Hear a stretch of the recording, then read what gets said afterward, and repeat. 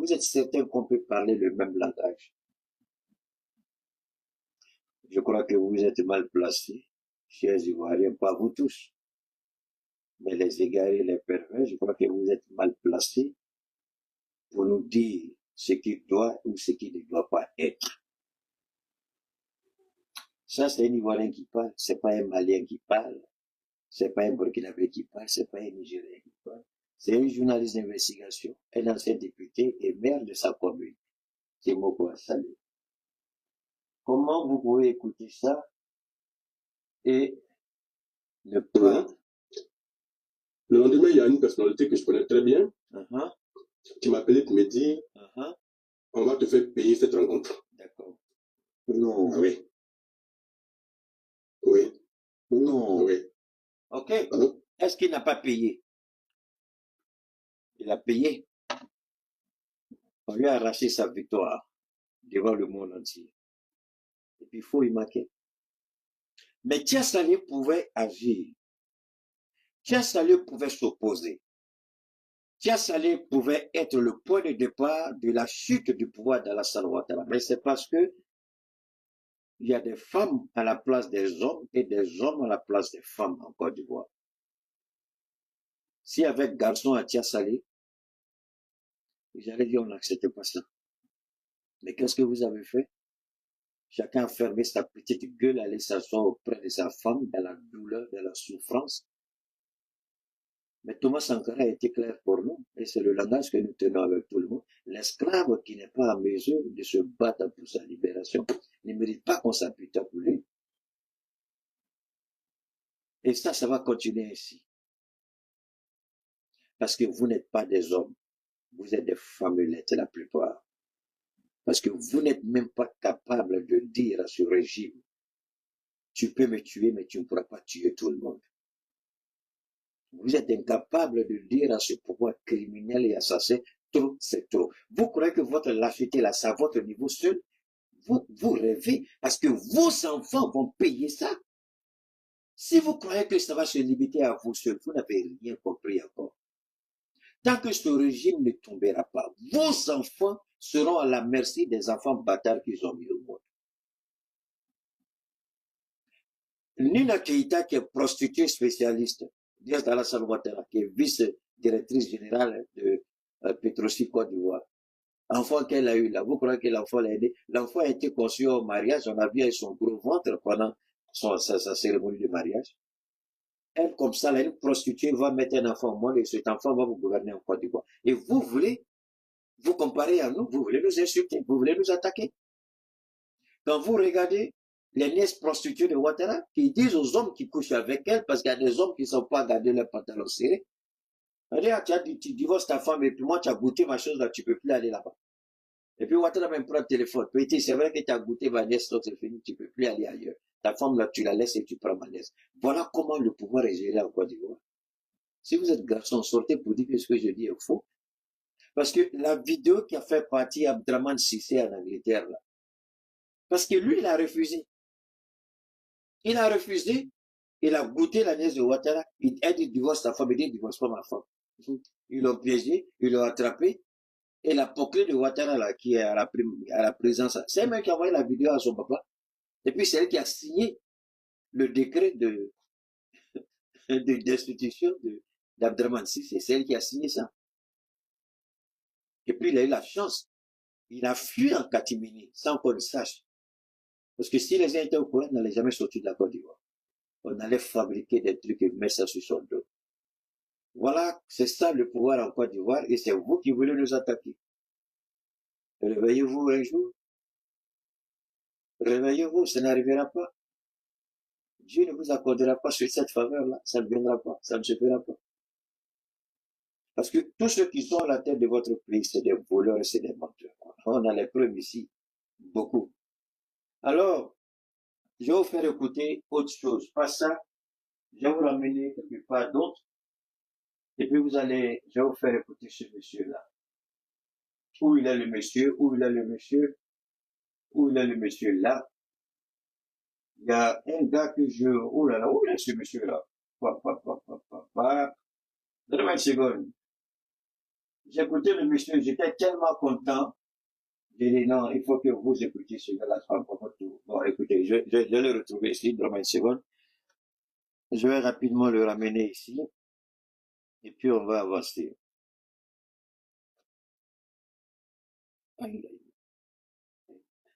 Ok. Dans une seconde, hein. Je vais faire, je vais rapidement. Ok, je crois que ça doit être ici. Hmm.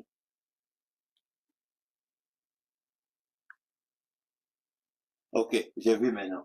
Ok. Permettez-moi, on va remonter rapidement. Je vais vous faire écouter ça. Hein? Ok. Permettez-moi une seconde, hein. Ce sont des... Rapidement, je finis avec ça et puis on va attaquer notre sujet du jour. Ok. Voilà, ok. Non, non, non, c'est pas ça. Voilà, c'est ça. Simplement que l'État a communiqué sur... Oh là là, toi tu parles trop. Alors, ils nous ont attaqué, nous, au sein de l'AES. Ils nous ont attaqué au sein de l'AES avec cette affaire d'électricité. Les Ivoiriens, on les a entendus, chacun a parlé, chacun a gueulé, chacun a piaillé. Dieu merci. Quand vous dites que vous travaillez pour Dieu l'Éternel, il pourvoira toujours. C'est pourquoi il y a un des noms de Dieu, le pourvoyeur. Alors, voilà ce qu'il va donner. On va écouter ça. question. Il y a une salle de jeu à peu de avant. Donc, cette copie fait que, bon, hier, il n'a pas pu travailler. Voilà, et même aujourd'hui, actuellement, pas de courant dans le quartier. Donc, on peut dire que ça agit sur moi un peu financièrement aussi. Donc, il y a coupure de courant qui peut faire des jours en Côte d'Ivoire. Et nous, c'est parce qu'on a attaqué nous quoi là. Au début, attends, c'est bon, je vais vous laisser écouter quand même, puis on va avancer. Écoutons. Vraiment, les coupures de courant, c'est très pénible. Surtout pour nous, les entrepreneurs qui avons des petites entreprises. Et souvent, les nuits, aux envois de 19 ans, on coupe jusqu'à 2 h du matin.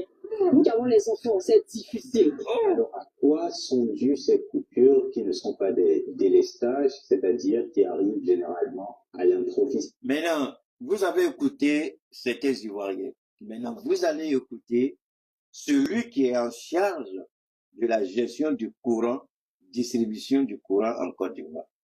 Et ce qui me fait mal, pendant tout le temps que le monsieur parle, il essaie de comparer Ouattara à Oufoué, Ouattara à Bédié, Ouattara à Gbagbo. Voilà la marque déposée du RHDP. Des questions simples. Dieu merci que moi, je ne suis pas en Côte d'Ivoire, je remercie l'Éternel. Parce que croyez-vous, soyez d'accord ou pas, si j'étais en Côte d'Ivoire, je vous jure que toutes les chaînes de télévision, les web, chacun aurait voulu peut-être avoir Keïta sur son plateau. À cause de ce que Dieu a mis. Mais ce qui me fait mal, tout le temps que vous écoutez l'idiot qui dit le directeur général de courant en Côte d'Ivoire, tous les chiffres qu'il donne, il se compare à Oufoué, il se compare à Bédié, il se compare à Gbagbo. Mais, je vais le déshabiller tout à l'heure. Et je prie Dieu qu'il soit là pour me suivre en ce moment. On va écouter. Maurice Sidibé, le directeur général de la CI Énergie, l'organisme public qui pilote la stratégie de l'État dans un écosystème dominé par de grands groupes privés, il a pris la parole dans la quotidienne d'info de la chaîne de télévision NCI. Pour lui, le problème n'est pas un problème, n'est pas la question du déficit de production d'électricité. On l'écoute.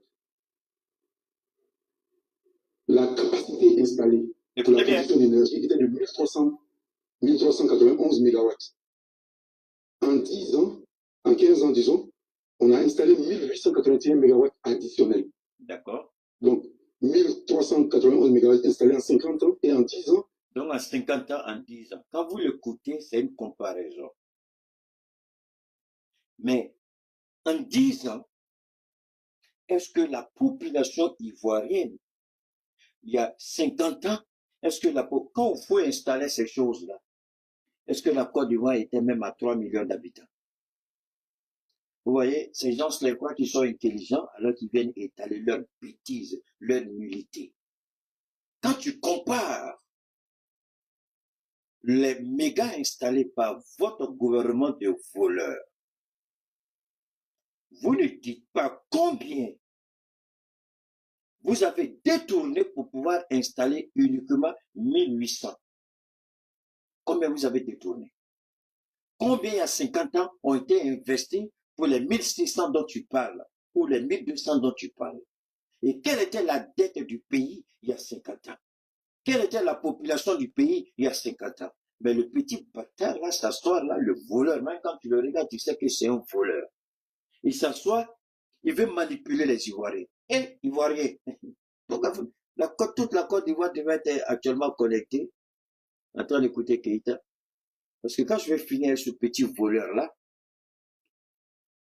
à moins que vous soyez des lâches, vous allez descendre dans la rue et puis demander des explications.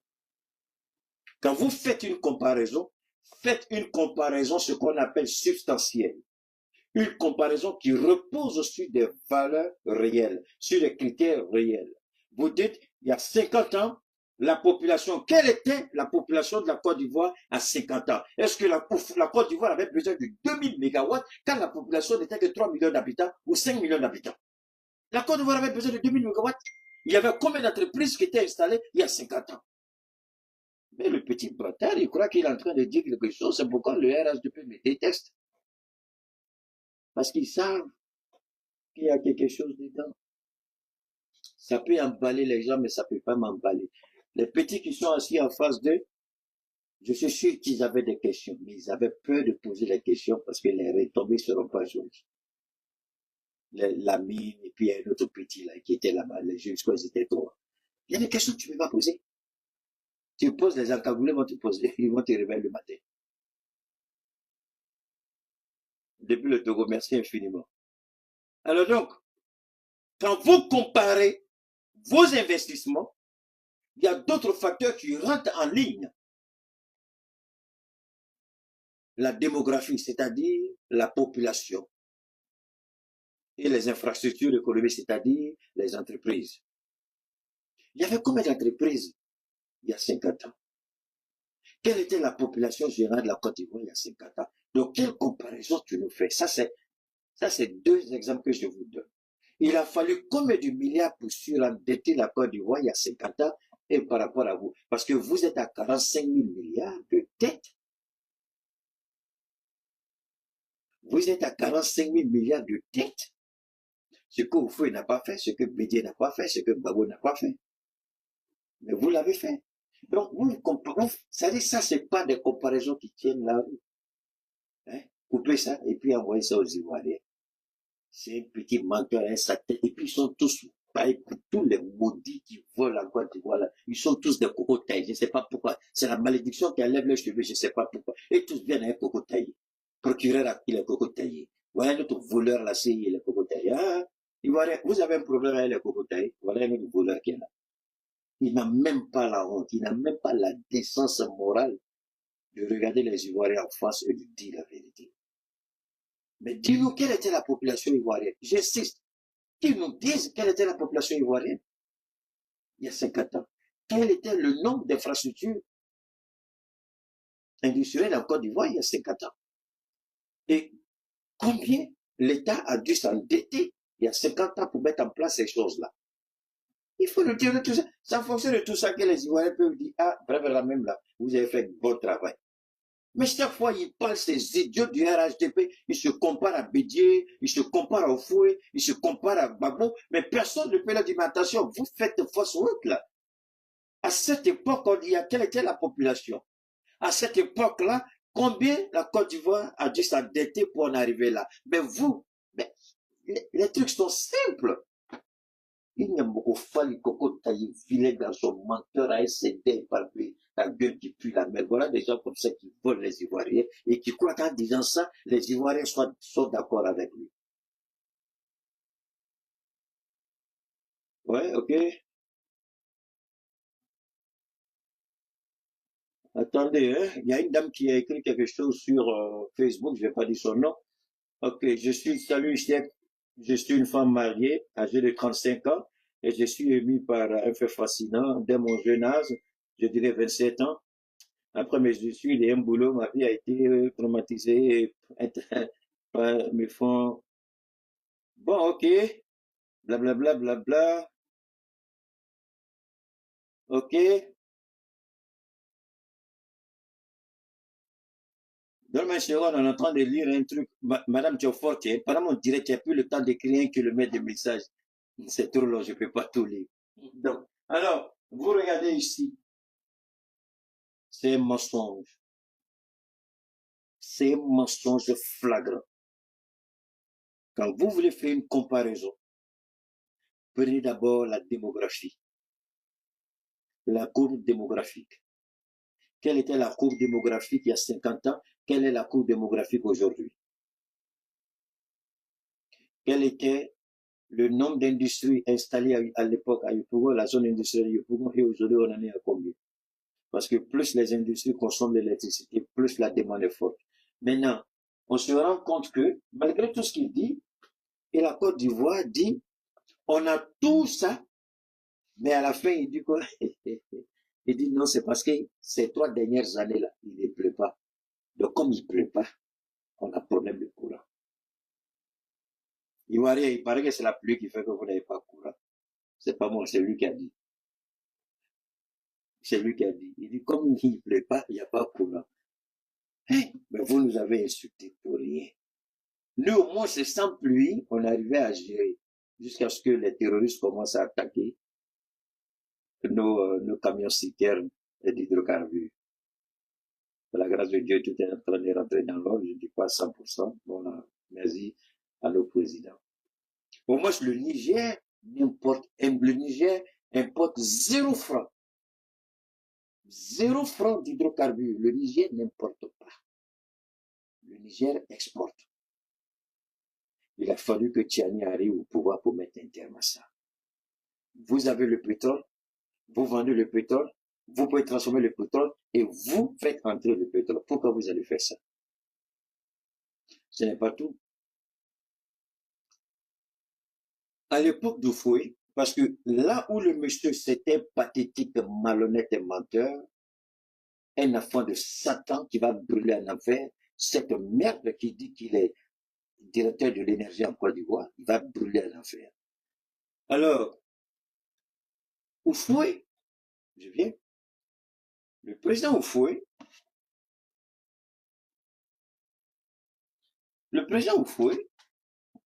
sachant bien que la Côte d'Ivoire disposait de réserves pétrolières, a fait tout pour ne pas toucher au pétrole, mais orienter la politique de développement vers l'agriculture. C'est après qu'il a compris qu'il a fait une mauvaise analyse, une mauvaise interprétation, parce qu'au moment où les gens ont commencé à taper sur le prix du café cacao, s'il avait fait la synchronisation entre le pétrole et le café, parce qu'Oufoué avait peur que le café cacao ne perde de la valeur au niveau de la Côte d'Ivoire. Donc, il s'est focalisé plus sur le café cacao et il a un peu laissé les hydrocarbures et le gaz. C'est un choix politique qu'il a fait. On ne peut pas l'accuser pour ça. C'était sa vision politique. Il voulait faire les réserves. Il voulait garder ces choses-là en réserve. Il ne voulait pas toucher. Il se dit que la Côte d'Ivoire a d'autres potentialités économiques que la Côte d'Ivoire peut développer, mais il ne voulait pas engager la Côte d'Ivoire sur la voie parce qu'il sait que c'était la course aux hydrocarbures, aux énergies. Donc, il a préféré s'orienter plus sur le café, le cacao, l'acajou, le palmier à huile, si vous voulez, l'agriculture en un mot, et puis laisser un peu le pétrole de côté. Il y avait des blocs qui avaient été découverts, mais l'exploitation était vraiment minimale. Minimale, je dis. Bon, maintenant, quand Bédié est arrivé, évidemment, Bédié, d'abord, il avait un problème de leadership, il fallait qu'il asseye son autorité en tant que président, vu la manière dont il est arrivé au pouvoir. Ouattara l'a empêché de travailler en allant gâtant son nom partout à travers cette histoire d'ivoirité. et menacer le régime du monsieur jusqu'à ce qu'il y ait un coup d'État. Gbagbo arrive, c'est la même chose. Gbagbo arrive, à peine il commence à mettre son programme, pape, Soro-Guillaume et ses hommes attaquent Gbagbo Lora, le pays est divisé, tout, voilà, c'est la rébellion. Mais que les gens arrêtent de mentir dans leur vie de merde. Parce que tous ces petits bâtards-là, quand on va les enterrer, là, leur tombe là va prendre le feu devant les gens. Vous êtes là au cimetière et puis le feu sort sur leur tombe. Parce que c'est mauvais ce qu'ils font. Ils comparent des situations d'urgence, des situations compliquées. Gbagbo n'était pas dans un régime ordinaire. Vous ne pouvez pas comparer un pays où la rébellion avait divisé ce pays en deux, oui, vous le comparez à... Et puis non seulement la rébellion était là, l'ajustement structurel était là. Et pays PPPTE, là, pays pauvres très endettés, était là. Donc, ils payaient non seulement la dette pour équilibrer, mais pendant ce temps, le pays était divisé. Ils payaient les fonctionnaires. Et puis, vous voyez, les Wouldés comme ça, les Tafri comme ça, ils viennent s'asseoir à la télé. Et puis, ils nous parlent, il y a 50 ans, il y a 50 ans. Vous savez, quand vous ne valez rien, vous n'êtes rien, vous êtes un idiot. Vous voulez toujours vous comparer aux autres. Et moi, mon combat chez moi à la maison, j'interdis à tous mes enfants de vouloir se comparer à quelqu'un. Je dis non. Vous ne vous comparez à personne. Soyez vous-même. Soyez vous-même. Est-ce que vous me voyez me comparer à quelqu'un? Non, papa. Pourquoi tu te compares à quelqu'un? Tu te compares à personne. Travaille sur tes propres valeurs, tes faiblesses et tes forces. Et puis avance. Vous comparez tout le temps à un président qui avait un pays divisé en deux, qui payait la dette de deux anciens présidents. Laurent Gbagbo payait la dette de Bédié et du Fouet. C'était pas sa dette. Et le pays était divisé en deux. Vous venez vous comparer à un homme comme ça. Vous n'avez même pas honte. Vous avez fait appel aux forces étrangères pour attaquer le pays, tuer les Ivoiriens, plus de 3000 morts. Et vous voulez vous comparer à Bédié? Je vous en prie, ayez de la décence, de la pudeur. Ayez honte dans votre vie pathétique et minable. Vous, les gens du RHDP, vous êtes vraiment pathétiquement idiots. Et vous êtes maladroitement imbéciles. Vous êtes bêtes au RHDP. Si je dis que les gens sont trop bêtes, mais pour être honnête, vous êtes un idiot comme ça, là. Vous êtes plus bête que je pouvais l'imaginer. Vous comparez à un président qui payait la dette de deux anciens présidents qui avaient son pays divisé, qui avait la pression internationale, vous vous comparez à lui, alors que vous n'avez aucune pression internationale, votre pays n'est pas divisé en deux, vous avez les mains libres, vous avez endetté le pays, et puis vous êtes à chaque fois, vous voulez vous comparer à Bédié, à Oufoué, et puis à Gbagbo Lora. Vous n'avez pas honte de vous comparer un jour? Mon ami, Drama, c'est un petit idiot. Si tu n'es pas content, tu fouilles, quoi. Comment tu t'appelles la même là? Quoi? Matabako, fous-moi la merde là, idiot que tu es. C'est toi qui peux me connaître ici, imbécile, idiot que tu es, petit bâtard, j'ai dit 1000 fois. Si tu n'es pas content, je te prends par ton main, puis je te chute. Idiot que tu es. Mais ça, c'est quoi ça? Ça fait honte. Les Ivoiriens devraient avoir honte même de regarder cette chaîne de télévision qui fait passer ces merdes comme ça. Ça n'en vaut pas la peine. Alors, Alassane Ouattara, si je m'en tiens, attendez, Denugo 25, imbécile bâtard, je t'ai insulté. Voilà. Bâtard 1000 fois. Tu n'es pas content, tu vas au diable. Imbécile, puis je te sors de mon direct. Donne-moi une seconde. Il y a des gens que je vais sortir de mon direct là. Ok. Donne-moi une seconde. Il y a lui là aussi que je vais. Donne-moi une seconde, je n'ai pas le temps pour vous. Voilà, vous sortez de mon direct. Alors, on continue. Maintenant,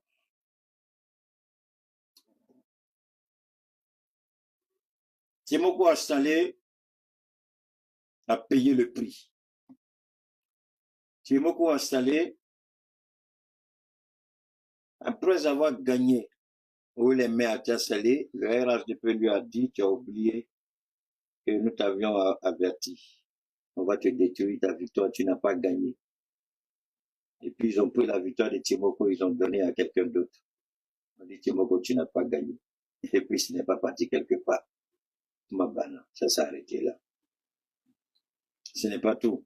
Mais bien avant ça, il allait au présidentiel sans raison valable, sans motif valable, sa candidature a été rejetée. C'est ceux-là qui disent qu'ils sont démocrates. Ivoiriens, vous savez, j'ai fait une petite prédiction aujourd'hui. J'ai fait une petite prédiction. Si vous ne vous levez pas pour vous battre, pour chasser ce pouvoir-là, ce pouvoir criminel et assassin, si vous ne vous levez pas pour revendiquer votre pays entre les mains de ces imposteurs, est-ce que vous comprenez? Mon ami, je vais vous dire une chose. Hein. Personne au monde ne vient d'amour. C'est qui ça? Doyon. Si tu n'arrêtes pas, si tu es garçon, il faut écrire encore ce que tu entends écrire. La valeur que j'ai là, c'est pas toi qui m'as donné ça. Vous êtes bête ou bien quoi? C'est toi qui m'as donné cette valeur-là? C'est toi qui m'as donné cette valeur? Regardez-moi ces idiots-là, ne fais pas ceci, ne fais pas cela. C'est toi qui m'as donné la valeur. Tu sais comment j'ai eu la valeur? Regardez-moi ça. Tu sais comment on arrive à obtenir la valeur? Tu vois que tu vas te présenter devant les gens, et puis tu as une valeur. Tu crois que c'est comme ça la valeur arrive? Tu te présentes devant les gens, et puis paf, il y a une valeur sur toi. Tu crois que c'est comme ça que la valeur arrive? Tu crois que c'est à ton sommet, tu as la valeur? Tu ne sais même pas comment obtenir une valeur, c'est toi qui me parler de la valeur. Dis-moi comment on obtient une valeur, il faut me dire. Il faut me dire comment on obtient une valeur sur les réseaux. Si tu as eu l'idée comment ça marche, vous n'avez aucune idée de ce que l'homme a fait pour arriver là où il est. C'est vous qui venez avec vos bugstar là pour me dire ce que je dois ou je ne dois pas faire. Tu me parles encore, je te bannis de ma page. Alors donc, Timoko, il pose sa candidature pour être président.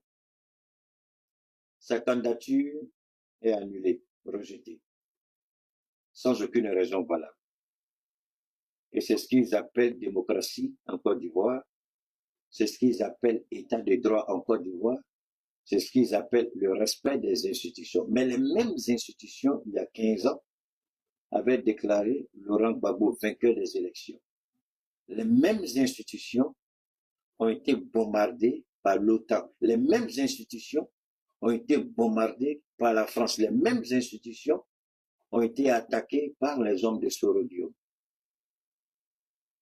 Après le 19 septembre 2002, ils ont attaqué encore en 2011, avec le soutien de la communauté internationale, avec la CEDEAO qui a donné mandat au Conseil de sécurité, qui à son tour a demandé à l'OTAN d'intervenir en Côte d'Ivoire.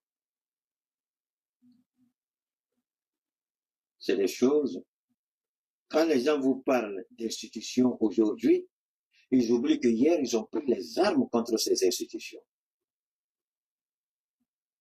Hier, ils ont pris les armes contre ces institutions. Mais aujourd'hui, parce que c'est eux qui sont au pouvoir, ils parlent de respect d'institutions. Les mêmes institutions qu'ils ont bradées il y a quelques années. Les mêmes institutions contre lesquelles ils ont fomenté une rébellion. Ils ont bombardé la résidence présidentielle, ils ont fait arrêter le président en fonction. Ils l'ont humilié avec son épouse, extradé à l'extérieur de son pays pour être jugé.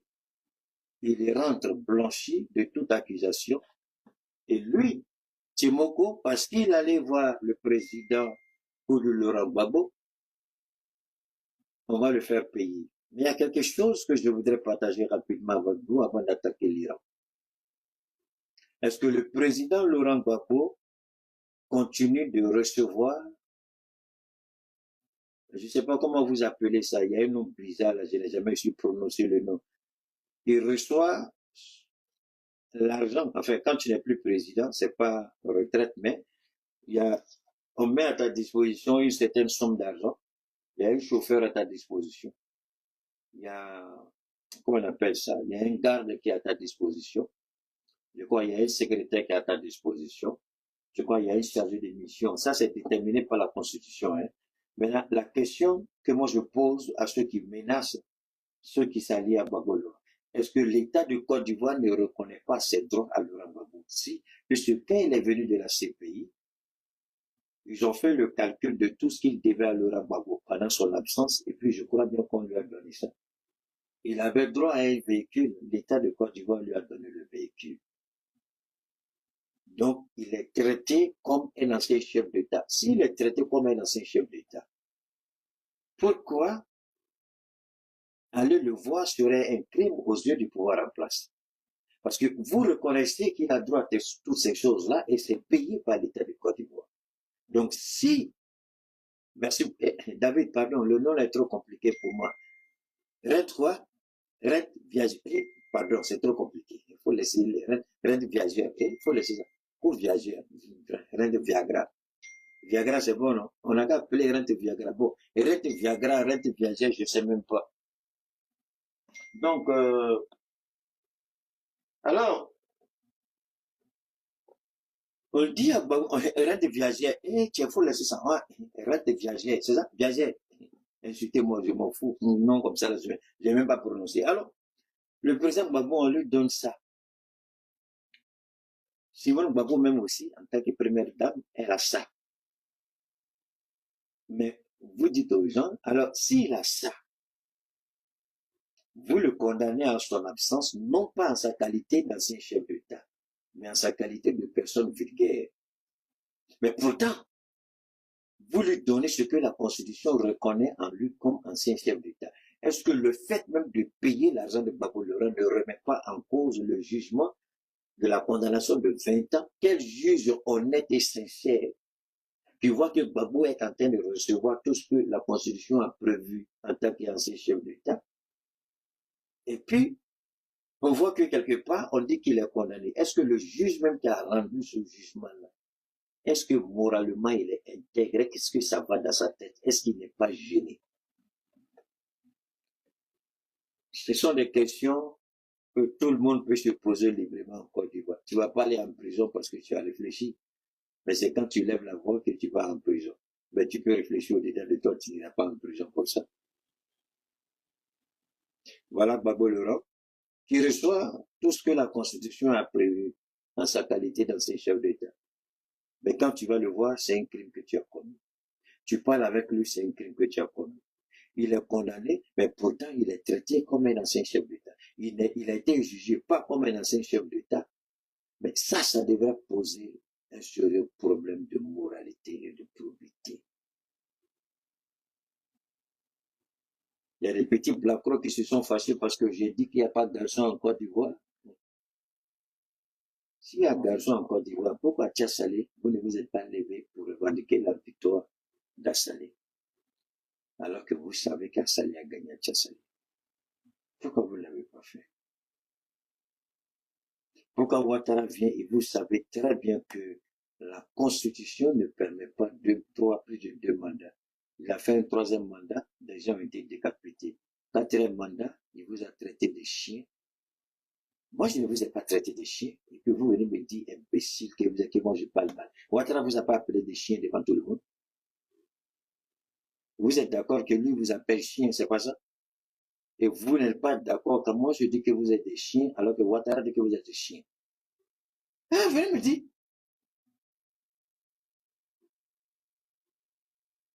Les longs messages, je ne lis pas pendant mes directs. I'm sure I don't read this. Okay? I don't do that. Voilà.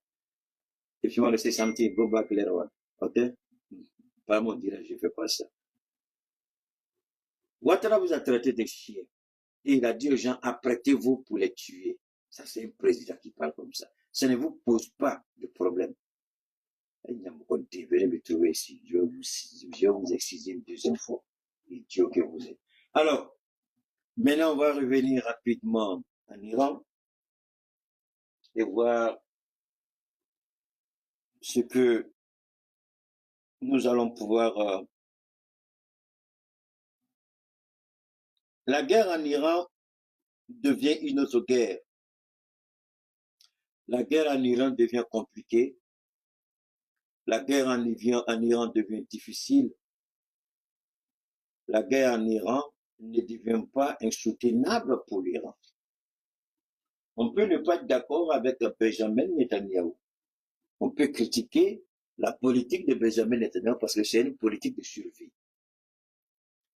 Il met la vie du peuple israélien, des Juifs, en péril par rapport à son ego. Nous, on va entrer dans une phase importante de notre intervention du jour, parce qu'il y a des choses que j'ai eu à dire il y a longtemps. Dieu merci, la plupart de tous les analystes politiques aux États-Unis aujourd'hui, qui ne me connaissent même pas, qui n'ont jamais entendu parler de moi, qui n'ont jamais même écouté une de mes prestations, mais qui aujourd'hui répètent tous ce que j'avais prédit sur Donald Trump. Tous. Pourtant, je l'avais anticipé, avant même la guerre d'Iran. Mais ce qu'il faut retenir aussi, j'ai pas fini, la guerre en Iran, et je suis heureux pour le Niger. Je le dis, en toute honnêteté, je suis heureux pour le Niger. Parce que le Niger est en train de faire quelque chose d'extraordinaire. Pas seulement le Niger, je vais prendre seulement deux pays. Niger, et puis pas deux pays, le Niger et puis Aliko d'un côté, dont j'ai parlé la dernière fois dans mon intervention. Aliko d'un côté, c'est un homme qu'il faut respecter, c'est un homme de vision, et c'est un véritable panafricain. Il a dit une fois, j'ai écouté une de ses interventions, il parle en anglais, évidemment, c'est un Nigérien, et Dieu lui a dit, mais pourquoi tu veux investir tous ces milliards de dollars en Afrique? Est-ce que l'Afrique en vaut la peine? Il dit, là, regardez, les gens qui disaient ça, il était dépassé. Alors, Ivoirien, sans me vanter, Alassane Ouattara souffre, il est sérieusement malade. Et Dieu sait si oui ou non les produits que je vends, Dieu sait si oui ou non je peux soigner Ouattara. Mais j'ai dit, je demande à Dieu, toutes les personnes qui vont entendre ça, même si ce sont des parents de Ouattara, je prie Dieu qu'il ne m'appelle jamais.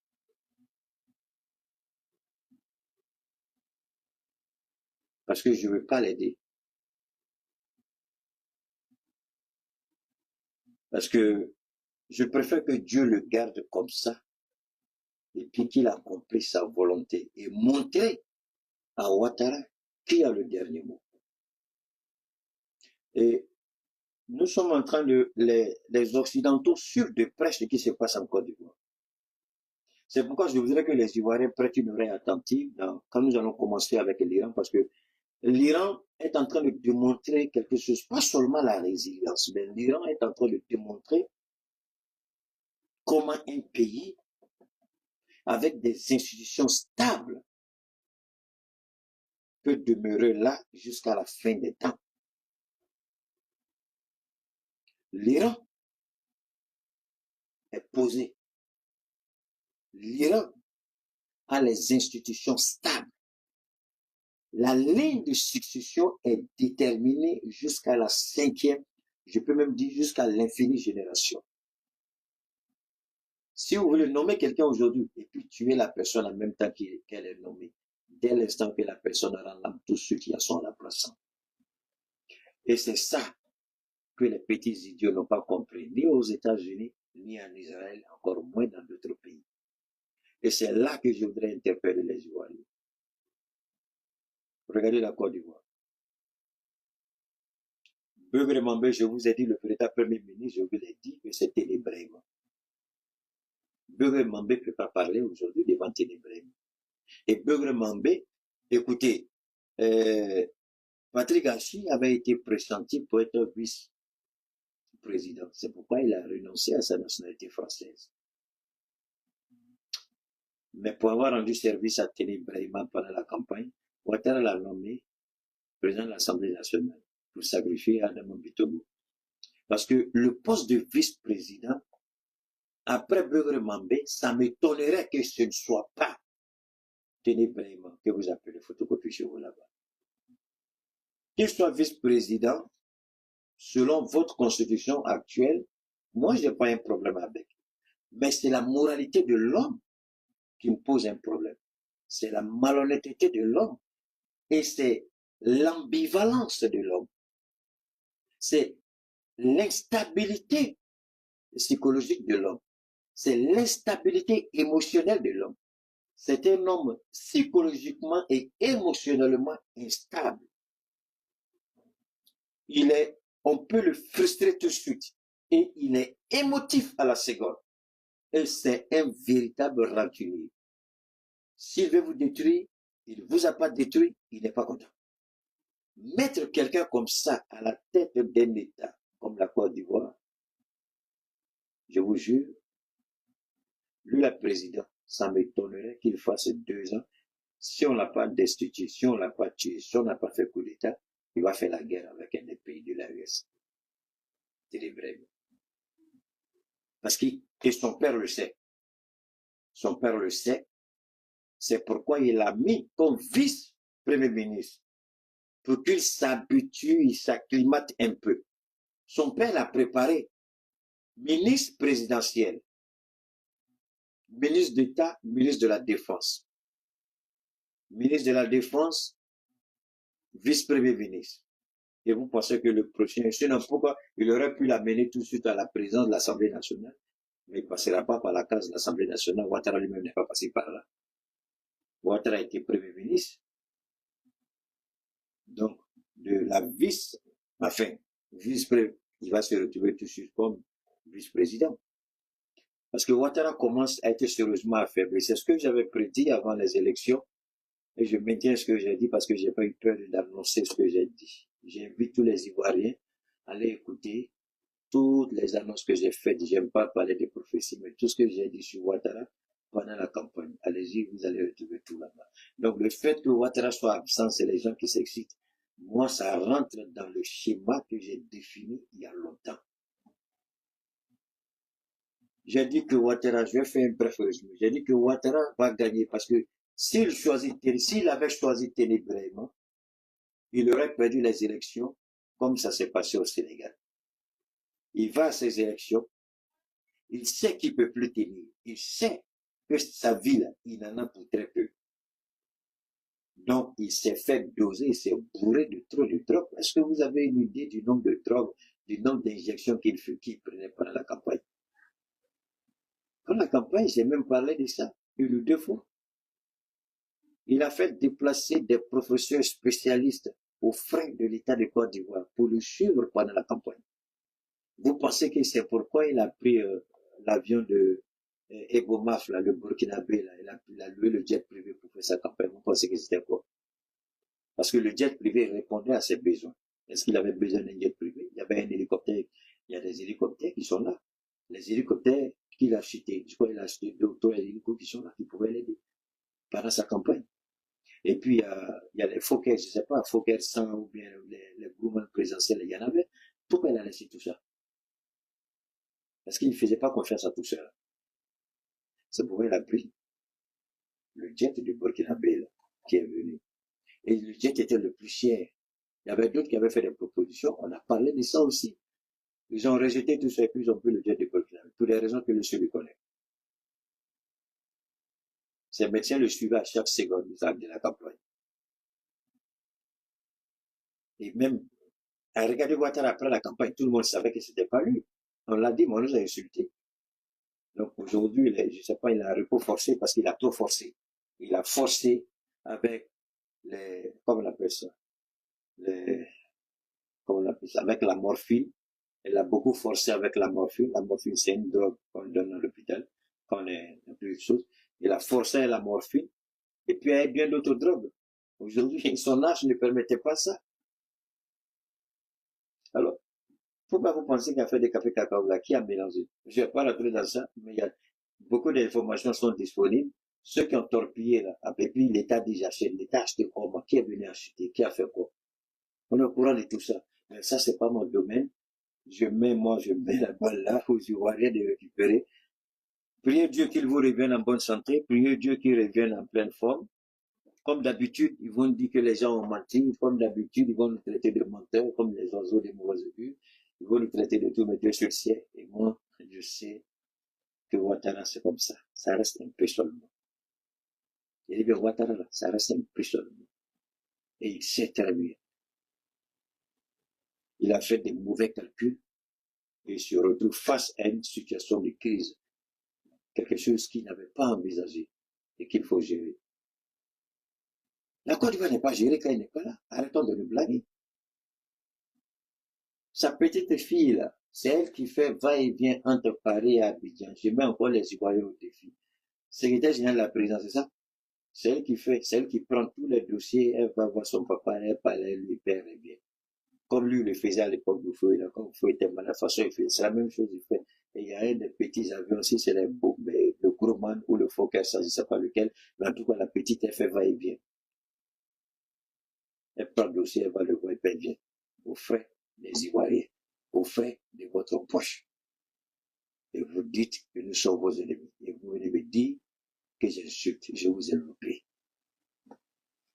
Alors, avant de continuer, je voudrais demander à tous ceux qui m'ont contacté par rapport à mes services, par rapport à mes produits. J'ai perdu certaines données en transférant ici. J'ai ça il y a longtemps, mais ce n'est qu'avant-hier que j'ai commencé à l'utiliser. Donc, dans le transfert, parce que ça, c'est un téléphone qui ne prend pas de puce. Le Pro Max 17, il ne prend pas de puce. Voilà. Mais il signe quelque chose, voilà. On scanne et on met dedans. Donc, j'ai mal manipulé le WhatsApp et puis j'ai perdu certaines informations. Ceux qui m'ont contacté que j'ai pas encore répondu, ceux qui m'ont envoyé les photos de leurs produits qui n'ont pas reçu de posologie, je vous en prie, c'est le même numéro, ne vous en faites pas. Vous me contactez toujours avec le même numéro. Vous me ramenez les photos des produits pour que je vous donne la posologie. Voilà. Pour ceux aussi qui m'ont contacté par rapport à des besoins que j'ai pas encore répondu, évidemment, vous essayez encore de me ramener les messages pour que je puisse vous répondre, s'il vous plaît. D'accord? Alors, qu'est-ce qu'on fait? C'est très simple avant d'aller rapidement avec l'Iran.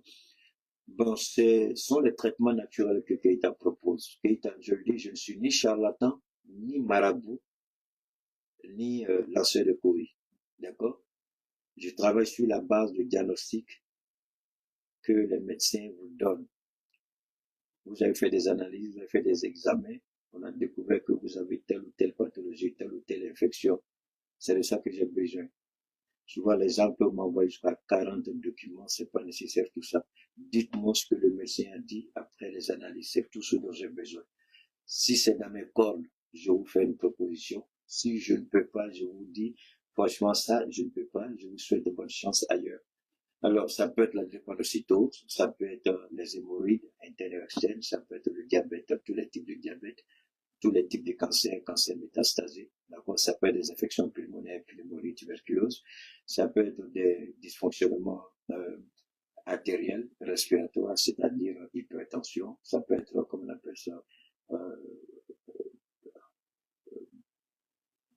comment vous appelez ça, l'azospermie, ça peut être l'hypertrophie de la prostate, le cancer de la prostate, le cancer du col de l'utérus, le cancer des seins, l'insuffisance rénale, d'accord? Voilà, c'est long, ça peut être aussi le dysfonctionnement érectile au niveau des hommes, d'accord? Le troisième pied, il dort, il fait rien, il ne sait pas jouer. Quand il commence le match, il vomit trop vite, on peut vous aider, évidemment. Voilà, pour maintenir aussi l'endurance, l'efficacité, et puis la puissance en tout temps et en tout lieu. D'accord? Voilà, donc ce n'est pas compliqué. Voilà, ceux qui me contactent surtout par rapport au glaucome, c'est tout ce qui est relatif au traitement des yeux. Je ne facture jamais le traitement des yeux, mais je ne prends le traitement des yeux que quand il y a autre pathologie dedans.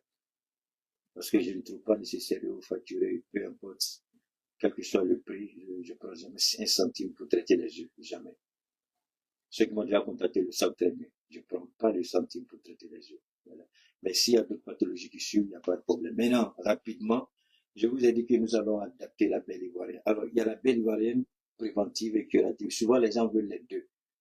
Donc, une fois que vous avez la belle ivoirienne curative, vous n'avez plus besoin de la belle ivoirienne préventive parce que la belle ivoirienne curative est renforcée. C'est le renforcement de la belle ivoirienne préventive. La belle ivoirienne préventive est beaucoup plus réduite que la belle ivoirienne curative. Et pourquoi curative? Parce que ça peut être pour le diabète, ça peut être pour l'hypertension, ça peut être pour le cancer, ça peut être pour l'insuffisance rénale, ça peut être pour l'hernie discale, ça peut être pour les hémorroïdes, d'accord? Ça peut être pour l'hernie, enfin, tous les types d'hernie, d'accord? Ça peut être pour tous les types de cancer, d'accord?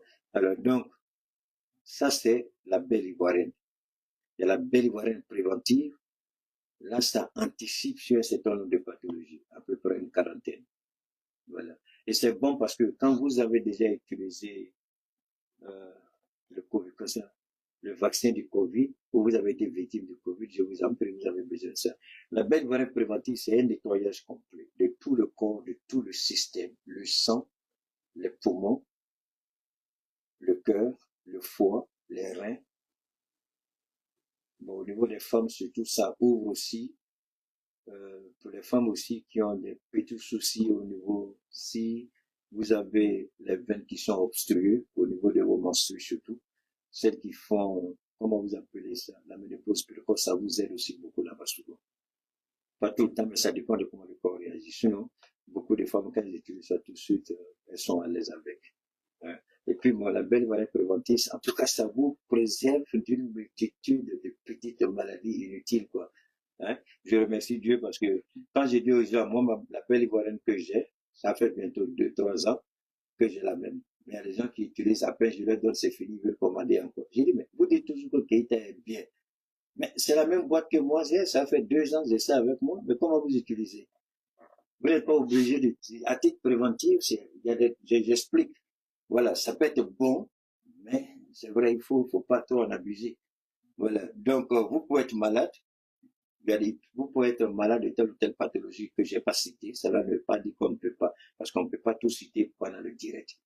Donc, ce que vous devez faire, c'est prendre le numéro et puis me faire une proposition par rapport à votre état de santé. D'accord? Pas de dossier, je vous en prie. Pas de bilan d'examen. Pas d'analyse, s'il vous plaît. Dites-moi seulement ce que le médecin a dit comme diagnostic, c'est tout.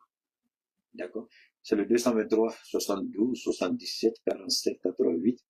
223 72 77 47 88.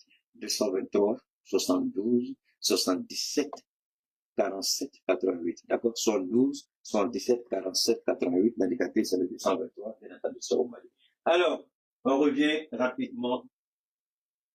Le président Trump avait menacé la République islamique d'Iran en lui donnant un délai de 48 heures pour ouvrir le détroit d'Ormuz, qui est une propriété de l'État islamique d'Iran. Mais, avant de parler de l'ouverture du détroit, chacun devrait légitimement se poser une question fondamentale. Pourquoi l'Iran fermerait le détroit d'Ormuz? Pourquoi? Sachant bien que 20% de la consommation en hydrocarbures passe par là. Ce n'est pas tout. Et pour ceux qui connaissent bien Dubaï, savent très bien que le port de Dubaï est l'un des premiers ports au monde en termes de conteneurs, de tout. Alors que pour aller à Dubaï, là, ça passe devant l'Iran. Quand c'est chargé, là, pour venir en Afrique, dans le reste du monde, là, ça passe encore devant l'Iran. Donc, l'Iran vous dit, si vous m'attaquez, je vais attaquer toutes vos installations militaires, énergétiques, économiques dans le Golfe. Et je vais fermer le détroit qui est ma propriété. Normalement, moi, je suis étonné. Sinon, quand vous prenez l'Ukraine, d'accord? L'Ukraine, les gazoducs et les oléoducs qui quittent la Russie pour venir en Europe en passant par l'Ukraine perçoit des taxes sur chaque mètre cube ou chaque centimètre cube de gaz ou de pétrole russe. Mais ce n'est pas la Russie qui paye, c'est ceux qui payent ça avec l'Ukraine. Mais curieusement, tout le monde passe devant l'Iran et l'Iran ne perçoit rien, alors que cette eau-là appartient à l'Iran. Personne ne paye. C'était gratuit. Un conseil de vie, ce que l'Iran, cette guerre d'Iran, chaque jour, si vous faites beaucoup attention, chaque fois qu'on parle de l'Iran, vous voyez que j'ai toujours une leçon de vie qui sort dedans. Quelqu'un qui vous donne tout, que ce soit votre femme, votre mari, votre fiancé, ne pensez pas que la personne est bête parce qu'elle vous donne tout. C'est par amour qu'elle vous donne tout. Donc ne jugez pas de sa bonté comme une faiblesse de sa part. L'Iran qui laissait passer, on a cru que la bonté de l'Iran était une faiblesse. L'Iran qui subissait, on a cru que le fait que l'Iran subisse telle ou telle chose, que l'Iran était faible. On a mal jugé l'Iran. On a mal interprété l'Iran. Parce que l'Iran est un État islamique. Et le guide a dit tout ce que nous faisons en Iran, nous devons le faire en conformité avec la charia, c'est-à-dire la volonté de Dieu. Préserver de l'argent sur les passages maritimes, est-ce que c'est acceptable par l'islam? Il dit non, nous n'allons pas prendre l'argent. Chacun va passer librement. Avoir l'arme nucléaire, Dieu interdit ça, nous ne ferons pas. Et ils n'ont pas cru. Alors, deuxième leçon de vie. Vous pouvez ouvrir votre ventre, votre poitrine, votre cœur, et puis montrer à celle ou celui qui vous aime, voilà, est-ce qu'il y a trace de doute que je ne t'aime pas? Il va dire, il y a trace, ton cœur, le faut enlever pour déposer, puis j'ai bien regardé. Tu ouvres ton ventre, non? Il va dire, il faut enlever ton cœur, puis il va regarder. Chez nous, on dit,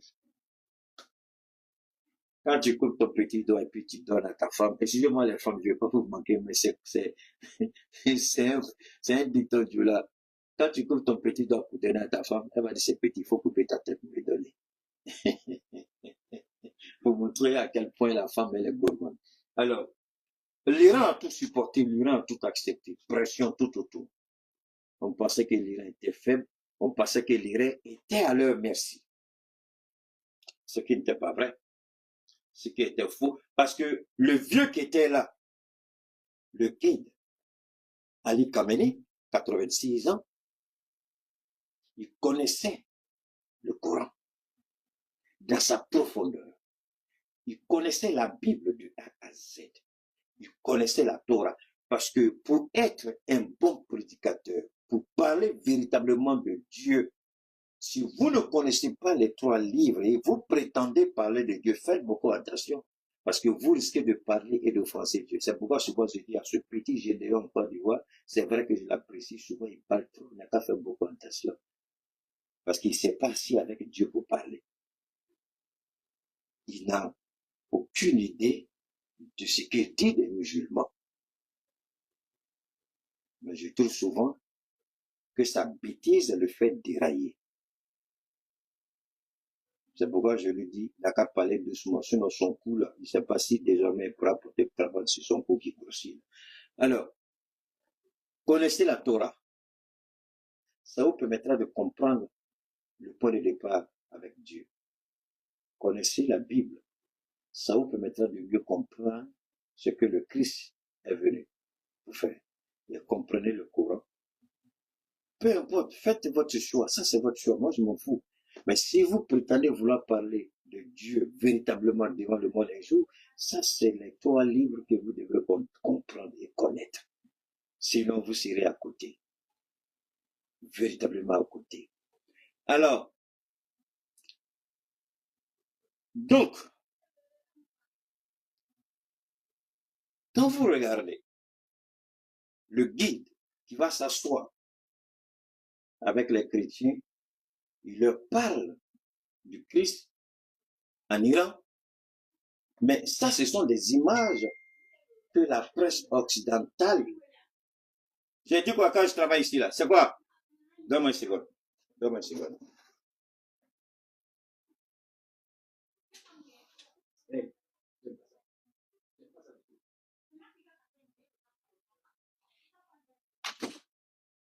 Alors, une seconde. Alors, quand le guide va s'asseoir avec des chrétiens en Iran et puis leur parle de la Bible, est-ce que les chrétiens iraniens vont dire ce monsieur-là, il est pour nous ou ce monsieur-là, il est contre les chrétiens? Au contraire, les chrétiens se disent, mais attention, ce qu'on attend dehors, est-ce que c'est vrai? Donc, vous voyez que les chrétiens de l'Iran ont une meilleure perception de l'islam à cause de l'image que le guide a fait passer dans les familles chrétiennes. Et la coexistence était, j'ouvre dans le monde, je peux dire, l'une des meilleures coexistences entre les deux religions, c'est en Iran. En Iran, moi, je n'avais jamais imaginé qu'il y avait des chrétiens en Iran. Jamais je n'avais imaginé.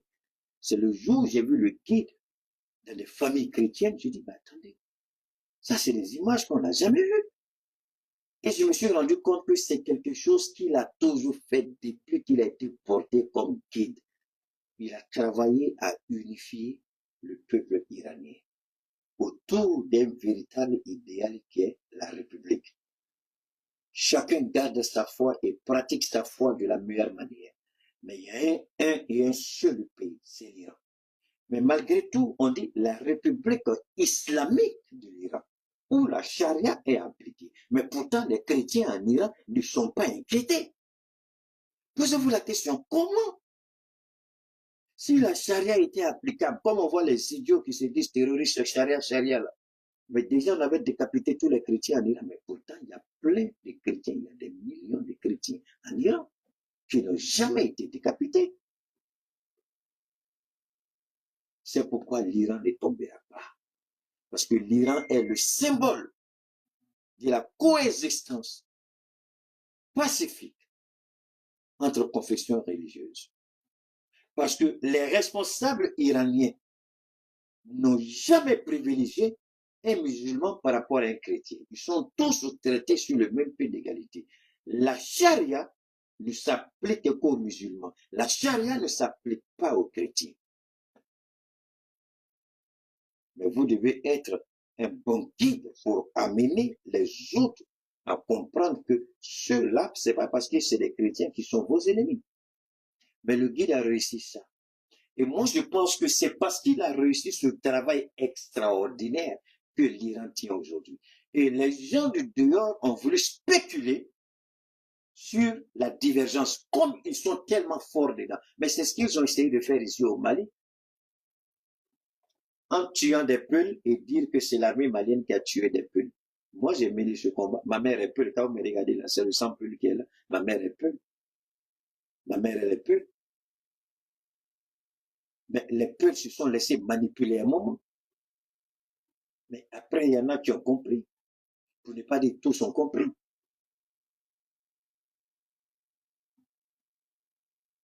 Mon ami, vous savez, c'est ce qui m'énerve. Tu me demandes pardon. De toute façon, je suis allé chercher. Tu es garçon, tu écris, non? Pourquoi tu ne vas pas écrire ça? Pourquoi tu ne rentres pas dans YouTube? Si c'est pas. Vous voyez, c'est à cause de ça, l'Afrique ne va jamais sortir du sous-développement. Le petit blanc, il m'écoute. Il dit d'accord, il a dit ça, d'accord. Il finit avec le petit blanc sur le réseau, puis il va chercher. Mais le noir, il veut que tu maries femme pour lui donner. Après, il va te dire, prends la femme, mets dans le lit pour moi. Après, il va te dire, il faut enlever les habits de la femme. Et puis, il va te dire, prends-moi, puis mets-moi sur la femme. Ça, c'est le noir. Je ne fais pas pire. Si tu es garçon, il faut aller chercher. Si tu ne veux pas aller chercher, je m'en fous. Et ça, c'est qu'elle a fait. On marie femme pour te donner, et puis tu dis, il faut me mettre sur la femme. Quand tu as quel genre de personnes, tes mains sont coupées, tu es lépreux. Il ne faut pas aller chercher, il faut laisser. Alors donc, le Shah d'Iran a réussi à créer cette symbiose entre les confessions religieuses en Iran. Donc, ce qui fait que quand Benjamin Netanyahu et Trump ont essayé de pousser les Iraniens à se révolter, personne, au contraire, on a vu tous les Iraniens dans la rue, chrétiens, musulmans, célébrer dans la douleur la perte du guide. C'est une image qu'ils n'ont pas oubliée. Et cette image les a traumatisés. Ils croyaient que les premières heures des bombardements, l'Iran devrait capituler. Ce n'a pas été le cas. Voilà pourquoi nous interpellons la Côte d'Ivoire. Et je dis, l'Iran est le seul pays au monde où les institutions sont de véritables institutions. Ouattara meurt aujourd'hui. On ne sait pas qui peut prendre la place de Ouattara en Côte d'Ivoire. Mais vous avez vu en l'espace de combien de jours, des guides iraniens, non pas les moindres, ont été liquidés. Mais il y a des remplaçants et l'Iran avance. Je voudrais que l'Afrique regarde un peu l'Iran. Pas que nous devons faire la guerre comme l'Iran, mais regardez comment la stabilité institutionnelle en Iran est en train de permettre à l'Iran de gagner la guerre. Parce que quand vous coupez la tête du serpent, vous avez décapité le gouvernement. Si le gouvernement iranien avait été décapité, il n'y aurait pas d'Iran aujourd'hui. L'Iran serait à la merci des Américains, comme on l'a vu en Libye, en Irak, en Syrie. Mais ce n'est pas ce à quoi on assiste en Iran. Il y a la continuité qui est là. Les postes sont occupés. Il n'y a pas de vacances. Je voudrais que les Ivoiriens se rappellent de cela. Et je demande aux pays africains qui perdent leur temps à fantasmer sur les personnes. Ouattara était mortel. Quand il rentre dans le petit coin, dans la douche, là, lui-même, il sait. S'il se lève le matin, il n'a pas sa bouche sans. Ouattara, c'est ça. Alors, comment un homme qui va mourir, vous liez la vie d'une nation à un être humain? L'Iran a compris et l'Iran a travaillé. Si nous voulons gagner un jour, si nous voulons vivre un jour, si l'Iran doit demeurer un jour, travaillons sur les institutions et non sur les personnes. Créons la valeur entre les personnes. C'est-à-dire que tu dois avoir la valeur pour occuper tel ou tel poste. Mais croire que tu es irremplaçable, c'est faux. L'Iran fait la promotion de l'éducation, la formation, surtout la loyauté au pays, la loyauté à l'Iran et non à un individu. Et que la chaîne de succession au niveau des institutions, tout est déjà fait. Alors, maintenant, ça, il était bon que je le précise avant qu'on continue. Maintenant, Trump, j'ai toujours dit que Donald Trump est un menteur. Et Dieu merci, attends, il y a un bâtard qui est là, la faute du sale bâtard Nyamokode, Mustapha, quoi la même, Nyamokode, bâtard, enfant de capote, personne. Donne-moi, je vais enlever ce bâtard-là de mon direct. Nyamokode, va dire ça à ta maman. Voilà. Alors, donc,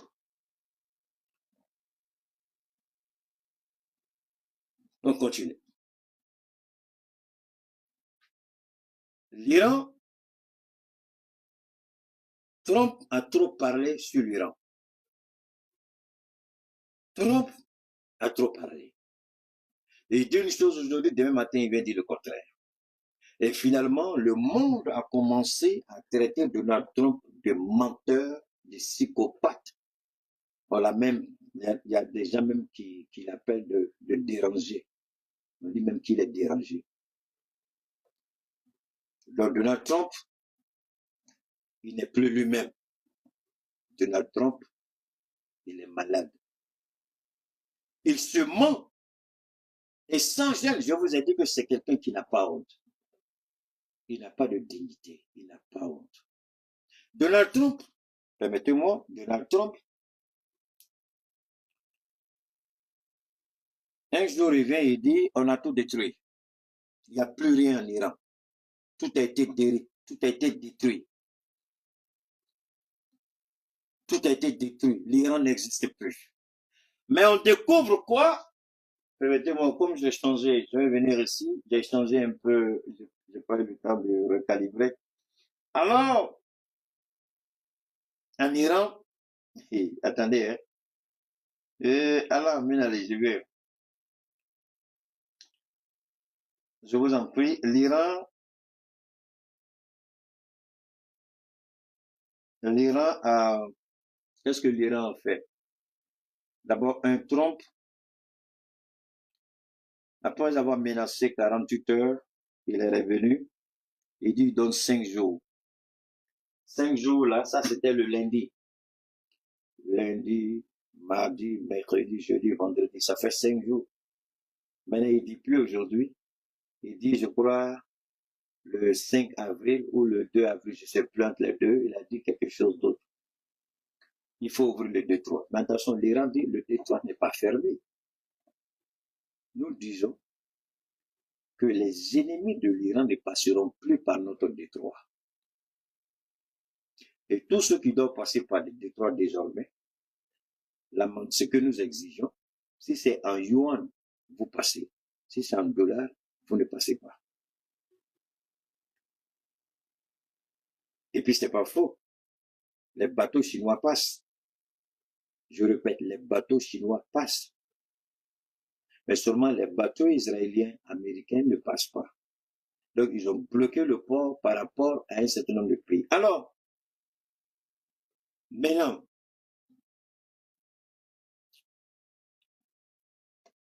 il y a ces temps-ci, vous avez constaté, surtout ces dernières heures, l'Iran a commencé à abattre les avions américains et israéliens. D'abord, je vais m'arrêter un peu. Au Liban, vous vous rappelez le pont que je vous ai montré la dernière fois qu'on était en direct, le pont de Liban. Ce qui s'est passé, en 24 heures, le Hezbollah libanais a détruit. Il y a un char qui fait la fierté d'Israël. Le char à lui seul, je crois, il fait 18 tonnes, je crois. 18 tonnes, je crois, oui, c'est ce qu'ils ont dit, ouais. 18 tonnes ou 18 tonnes, je sais pas, quelque chose comme ça. Et le char, c'est le char qu'ils utilisent pour occuper les territoires au Liban. Qu'est-ce qu'ils ont fait? Ils ont trouvé un système. Israël utilisait lui-même un missile contre les Libanais du Hezbollah. Ils ont récupéré un missile. Ils ont remonté le missile à l'Iran, qui a fait remonter le missile. Je ne sais pas si c'est en Russie ou en Chine, mais le missile a été modifié. Et le missile est revenu. Donc c'est le même missile israélien qu'ils utilisent contre les chars israéliens. Et en 24 heures, ils ont détruit 21 chars. Et chaque char, si je m'abuse, c'est dans une histoire de 30 millions de dollars, je crois. 30 millions de dollars, si je ne m'abuse. Ils en ont détruit. Ce n'est pas tout. Je vous disais la dernière fois que le nombre de drones américains et israéliens, je crois, les drones font 30 millions, je crois. Je vois que les drones, je vous avais dit à peu près 12, je crois. Maintenant, le chiffre, c'est 31 drones. 31 drones ont été abattus. Il y a même un drone qui a été récupéré pratiquement intact. Voilà, 31 drones.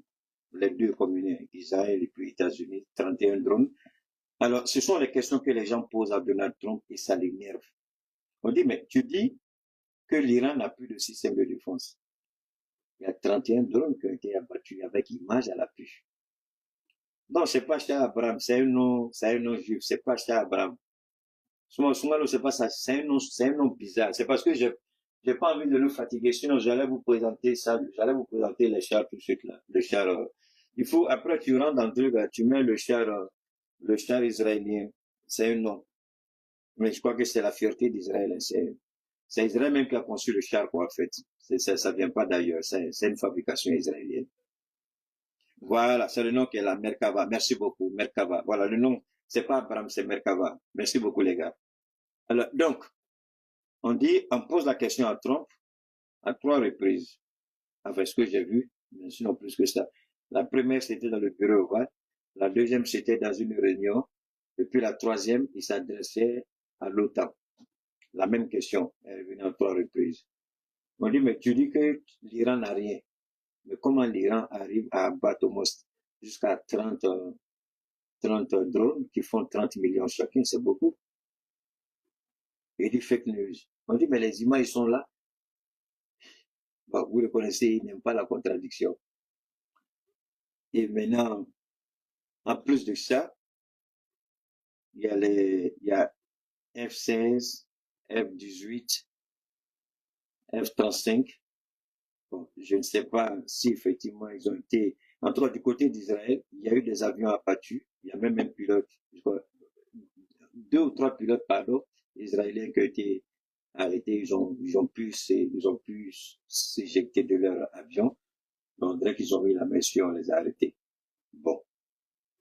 Maintenant, au niveau de Dubaï, au niveau, bon, plus Dubaï, hein, Arabie Saoudite, Qatar, Koweït, les bases militaires américaines ne sont plus opérationnelles dans ces pays-là. Pourquoi? La technique, en fait, c'était ça même le but de mon direct avant que les idiots la viennent m'énerver ici. Comment l'Iran impose sa domination?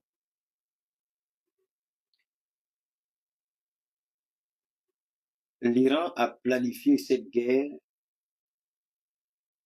d'une façon inimaginable et spectaculaire. Vous vous rappelez, je vous ai dit que c'est des choses qui seront enseignées dans les universités, dans les écoles de guerre. Qu'est-ce que l'Iran a fait? Je crois que l'Iran, avec les stratèges chinois surtout, et russes, ils ont dit à l'Iran, si c'est une guerre conventionnelle, tu ne pourras jamais combattre l'Amérique, c'est pas possible. Tu veux une guerre conventionnelle face aux États-Unis, tu ne gagneras jamais. Et si on vient prendre position d'une certaine manière, on risque de déclencher la 3e guerre mondiale. Donc, notre apport sera des soutiens logistiques et puis des informations, satellites, tout ce que tu as besoin. Et puis les armes dont tu veux, les avions, les missiles, tout ça on peut fournir. Mais il faut qu'on réfléchisse sur la manière pour que tu arrives à humilier. Parce que les gens pensent que cette guerre, c'est une guerre Iran-Israël. Souvent, je vous dis qu'il y a des choses qui nous arrivent, mais c'est Dieu lui-même qui pousse la situation à se produire. Parce que Dieu voit ce que nous vivons et Dieu sait quelle prière on fait et Dieu sait où on veut aller.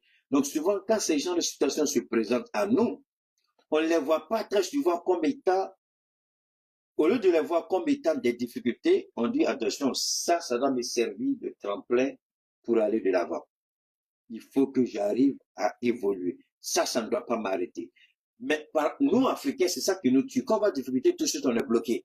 On s'énerve. Comme le gars qui me dit de lui donner, de lui dire comment il va. Je te donne l'information, il va encore que je marie femme pour lui donner, et puis je le déshabille, mais sur la femme. Tu as vu ça où?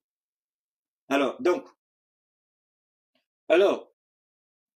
les Russes et les Chinois disent à l'Iran, trouvons une stratégie. Si vous voulez une stratégie, la Russie est là, c'est vrai, mais les meilleurs stratèges du monde, c'est les Chinois. Ils sont discrets, ils ne parlent pas, mais ils sont très dangereux. Donc, je vous invite à regarder beaucoup les films chinois. C'est pas non. Les films d'espionnage, comment ils raisonnent, comment ils font. Bon, la plupart du temps, ce sont des films en anglais que moi je regarde. Bon, les versions françaises, là, j'en vois rarement, donc je ne me fatigue pas là-bas. Mais il y a des versions françaises. Allez-y, et puis regardez comment ça évolue, je vous en prie. Vous commencez à regarder les films chinois, là, vous n'allez plus regarder à vous. Parce que ça va vous amener à un autre niveau, surtout au niveau de la politique, ça vous aide. L'espionnage, la compréhension. Les Chinois sont très dangereux dedans. Alors, ils disent, mais comment l'Iran dit, bon d'accord, vous savez que l'Amérique, je n'ai pas les moyens de l'Amérique. Les Chinois disent, tu peux gagner. Les Iraniens disent, moi je ne comprends pas. La Chine dit à l'Iran, va te renseigner sur notre histoire. Et tu comprendras pourquoi. Ils ont pris du temps, cette négociation n'est pas venue comme ça. Non, non, non. Les Chinois, s'ils veulent t'aider, ils veulent d'abord que tu aies ça. Il va t'informer de qui ils sont. Et c'est ce qu'ils ont fait à l'Iran. L'Iran, il y a eu des négociations, et l'Iran a commencé à s'informer, a compris que la Chine a gagné des combats énormes. Et il y a eu des pertes en vies humaines énormes, mais la Chine a gagné par la stratégie. Alors, quelle est cette stratégie? Les bases américaines, c'est la puissance militaire américaine dans le monde. Et la puissance militaire américaine dans le monde est basée seulement, uniquement au Moyen-Orient. Écoutez, je vous en prie, ce que je vous donne ici, je ne dirais pas c'est un coup, un coup d'amphi, mais prenez bonne note. Donc, les grandes guerres ne se gagnent pas par les nombres, même si les nombres jouent. Mais la stratégie, quel genre de stratégie? Frapper là où ça fait mal. Frapper et paralyser. Frapper comment et paralyser comment? Oui, ça va, Ahmed, je vais bien. La Chine dit, regarde au Moyen-Orient. Les Américains ont des bases au Moyen-Orient. Mais je ne peux pas arriver, ils ont les radars partout. Non, faut attendre, je n'ai pas fini de parler. Ils ont des bases au Moyen-Orient. C'est leur force et c'est leur faiblesse en même temps. Mais là, tu dis, mais attends, je comprends pas. C'est leur force et leur faiblesse, ça veut dire quoi? C'est leur force parce que c'est à partir de là qu'ils se projettent. Mais c'est leur faiblesse parce qu'ils sont à découvert. L'Iran commence à réfléchir. Donc l'Iran commence à préparer des missiles de longue portée. Et l'Iran nie, c'est ça qui tue Israël aujourd'hui. Israël dit l'Iran a menti. Et c'est ça même le ministre de la guerre de Trump. Il dit l'Iran a menti. L'Iran a menti. Ils ont dit qu'ils n'ont pas de missiles. Et il y a beaucoup ils n'ont pas de missiles. Mais toi, tu prends ton porte-avions, tu viens les bombarder. Non? Tu prends tes baies spirituelles, tu viens les bombarder. Non? Donc ils ont fabriqué, ils ont des missiles. Ils se sont rendus compte que l'Iran peut avoir des missiles avec des portées très significatives. Donc, la Chine et la Russie donnent toutes les coordonnées géographiques, géosatellitaires à l'Iran. L'Iran rentre les coordonnées dans ses drones, dans ses missiles, et puis les largues au Moyen-Orient. Mais attention, ce n'est pas fait au hasard, ce n'est pas fait n'importe comment, non. Il faut frapper d'abord, la première des choses d'abord, il faut frapper, au début, ils frappaient les pistes. Parce qu'ils se disent, les avions seront cachés, pour atteindre les avions, c'est un peu compliqué, donc il faut détruire les pistes de décollage et d'atterrissage. C'est ce qu'ils ont essayé de faire. Et puis après, ils ont compris qu'il faut maintenant s'attaquer à l'eau. L'eau, source de vie. Donc l'Iran décide de détruire toutes les structures de ce qu'on appelle les désalinisations. Ils n'ont pas l'eau là-bas, c'est l'eau de mer qui est traitée, qui devient l'eau potable. Je répète, c'est l'eau de mer qui est traitée par les machines pour en faire de l'eau potable, puisqu'ils n'ont pas l'eau chez eux. Donc il faut frapper la structure de traitement d'eau. Tout de suite, il n'y aura plus d'eau. S'il n'y a pas d'eau, qu'est-ce qu'ils vont faire? Ça, c'est. Et puis, deuxièmement, il faut frapper les capacités énergétiques, c'est-à-dire les centrales énergétiques pour qu'il n'y ait plus d'électricité. Et troisièmement, il faut frapper les réserves de kérosène des avions. Quatrièmement, il faut paralyser les avions radars. Cinquièmement, il faut frapper les avions de ravitaillement. Sixièmement, il faut tenter si possible de détruire les avions de combat. Si on ne peut pas les atteindre au ciel, il faut les paralyser au sol. Voilà la stratégie que l'Iran a préparée avec la Russie et ça marche bien. Pourquoi? Parce que quand l'Iran a commencé à frapper les structures d'eau, parce que l'Iran ne frappe jamais un coup. L'Iran il envoie d'abord le premier, deuxième missile pour voir la portée. Et puis ensuite, il est recalibré. Et l'Iran a vu, l'Iran a frappé une fois, il a atteint son objectif, il est d'accord. Ça, je garde ça pour la prochaine frappe. Maintenant, l'Iran frappe les sources énergétiques, ça marche. L'Iran frappe, surtout comment on appelle ça, les avions d'abord radar, ça marche. Les avions de ravitaillement, ça marche, kérosène, ça marche. Donc, rien n'est hors de portée de l'Iran. Tout est à la portée de l'Iran. Tout, sans exception. C'est pourquoi l'Iran, ayant toutes les cartes, et il y a des missiles que l'Iran n'a pas encore utilisés. Et l'Iran dit que cette guerre, nous l'avons préparée, même s'il faut 10 ans, on a suffisamment de missiles pour faire une guerre sur 10 ans. Alors préparez-vous, quel genre de missiles ils ont pendant 10 ans. Alors, si vous frappez le Golfe, vous rendez toutes les bases militaires américaines inopérationnelles. Les structures ne peuvent pas marcher. On ne peut pas vivre parce qu'il n'y a pas l'eau, il n'y a pas de courant. Les avions qui sont chargés de récolter les informations ont peur de s'approcher des zones de combat parce qu'ils peuvent être victimes de frappes. Les avions de ravitaillement ne sont plus aussi sécurisés, deviennent des cibles. Donc, qu'est-ce qu'il faut faire? C'est pourquoi Trump, il est paniqué, il dit n'importe quoi matin, midi, soir, il rentre par là, il sort par là, il dit des bêtises. Donc, donne-moi une seconde. Il y a un gars qui m'énerve là, je vais sortir de mon direct. Donc, alors, l'Iran a mis tout ça en place parce que, et ça commence à marcher. Pourquoi? L'Iran maintenant a dit, c'est pas fini. Il y a un point que j'allais oublier. L'Iran a envoyé un message à toutes les monarchies du Golfe, à tous les propriétaires de complexes hôteliers. Si vous hébergez du personnel militaire américain, votre hôtel devient un cible prioritaire. Les gens pensaient que l'Iran s'amusait. L'Iran a commencé à frapper les hôtels avec les drones. Parce que larguer un missile, ça fera plus de dégâts. Taux de victimes collatérales. Donc l'Iran envoie juste, l'Iran connaît l'étage où se trouve les... Mais c'est ça qui tue les gens. Ils disent, mais comment l'Iran sait que c'est cet hôtel-là, et puis c'est à tel niveau que sont les... Parce que le drone va exactement à l'étage qu'il faut, et puis le drone essaie de pénétrer, et puis créer l'incident en haut. Et les gens se posent la question, mais comment ils arrivent à voir? Parce que l'Iran travaille sur instruction de la Chine, apprendre à infiltrer le territoire ennemi. Et l'Iran a bien infiltré tous ces pays-là. Donc comment, en faisant ça, comment l'Iran peut perdre la guerre? Je ne suis pas encore arrivé à Israël. Je ne suis pas encore arrivé à Israël. Donc, l'Iran, et puis ce qui est intéressant avec l'Iran n'agit jamais dans le vide. L'Iran intervient toujours, l'Iran prévient toujours, l'Iran avertit toujours, et l'Iran dit toujours ce qu'il va faire. Je vais frapper ici, aujourd'hui, et l'Iran frappe. C'est ça qui tue un peu les gens. Il dit, mais l'Iran dit qu'il va faire, et puis il fait. Alors, pourquoi vous ne pouvez pas arrêter? Quand ils nous ont posé la question une deuxième fois, Trump, il s'est fâché. On dit, mais vous n'avez plus rien, vous ne pouvez pas arrêter l'Iran parce que, et ils ont compris que l'Iran a fait la guerre de l'usure et continue de faire la guerre de l'usure, c'est-à-dire les amener à dilapider inutilement les ressources importantes sur des cibles fictives. Un drone de 10 000 $, qui n'en vaut même pas 5 000 $, tu envoies un missile d'1 million, ou de 2 millions, 3 millions sur un drone de moins de 10 000 $. Et ils envoient 200, 300 drones.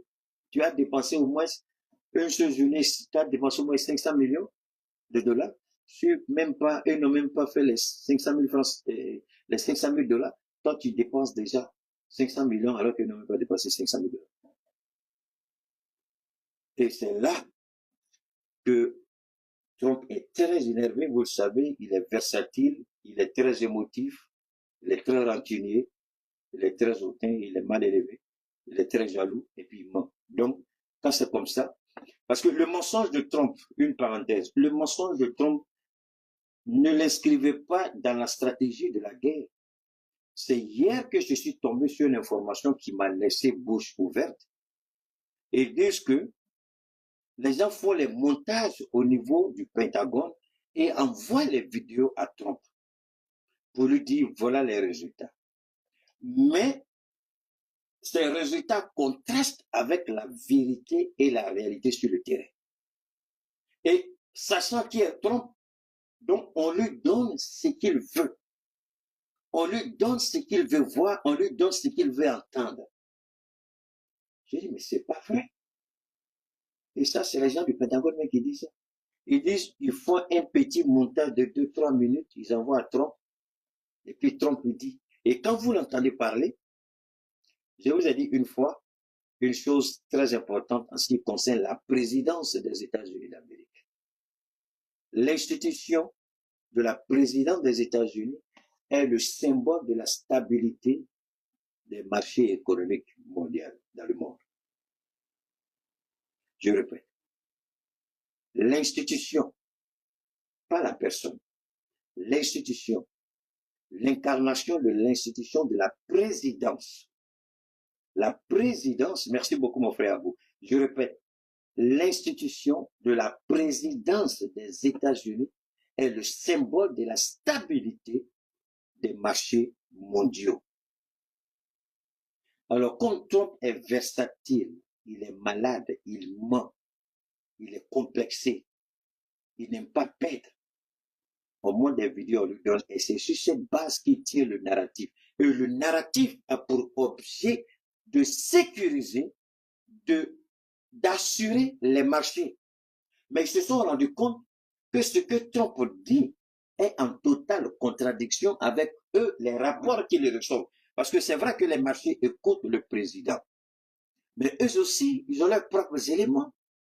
Quand tu as un président comme Xi Jinping, qui a ses propres informations, qui a un président comme Macron, même si on n'aime pas, il a ses propres sources d'informations. Tu as un président comme Poutine qui a ses propres sources d'informations. Tu as la première ministre d'Italie. Tu as le premier ministre Stamer en Angleterre, le premier ministre canadien, australien. Mais ils ont tous leurs sources d'informations. Ils se rendent compte que, donc eux, à travers le ministre de l'économie et des finances, ils se rendent compte que Trump ne dit pas la vérité. Donc les marchés s'affolent. Quand Trump sort, il essaie de rassurer les marchés ne répondent pas. Mais les marchés restent quoi? Attentifs à ce que l'Iran va dire. Et quand l'Iran parle tout de suite, soit le marché s'affole, soit le marché se stabilise. Et c'est quelque chose que Trump ne veut plus et ne peut plus supporter. Ce qui fait qu'il veut lui-même dicter les termes de la fin. Il a présenté 15 points, l'Iran a dit ça c'est pour toi, c'est pas pour nous. Avec qui tu parles? Il dit non, vous savez, les gens avec qui je parle, ils ont tellement peur, ils ne veulent pas se montrer, s'ils se montrent, ils vont les tuer. Est-ce que vous pensez honnêtement qu'un président normal doit dire ça? Quelqu'un qui parle au nom de son pays, qui veut la paix pour son pays, a peur qu'on sache qu'il négocie, sinon on va le tuer. Donc c'est quel deal tu vas signer avec quelqu'un qui a peur, quelqu'un qu'on ne connaît pas, quelqu'un qu'on n'a jamais vu? C'est quel deal ça tombe? Maintenant les Américains disent, mais président, quand tu dis ça là, c'est avec qui tu parles? Parce que si tu dis il a peur là, il a peur, puis tu sais dire à quelqu'un qui a peur, est-ce qu'il peut appliquer? Parce que si tu sais dire avec lui et qu'il a peur, il ne peut pas se montrer. Comment il va appliquer ça? Comment le deal va marcher? Maintenant, il a eu honte, finalement, parce que c'était avec le royaume d'Oman qui était médiateur. Ils ont dit que Trump, il ment. Trump les a humiliés. Trump les a trompés. Donc, eux mettent leur bouche dedans. Maintenant, c'est le Pakistan et l'Égypte qui ont approché Trump pour lui dire, hey, où tu vas là, c'est pas bon. Donc, finalement, le Pakistan a proposé ses services de médiation. Et c'est le Pakistan qui a transmis aux Iraniens les 15 points pour que l'Iran capitule.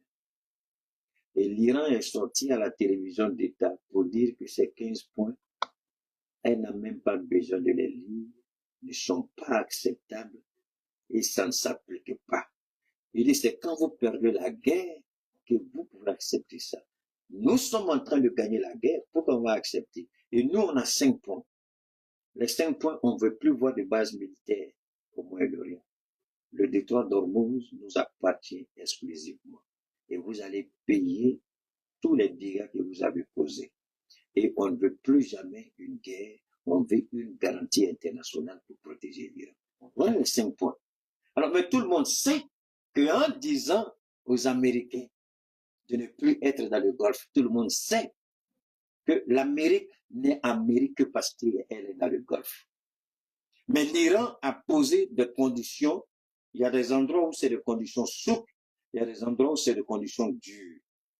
Les durs, là, l'Iran fait exprès pour avoir une marge de manœuvre. Parce que quand vous allez dans une négociation, ce n'est pas fait pour que vous ayez raison à 100%.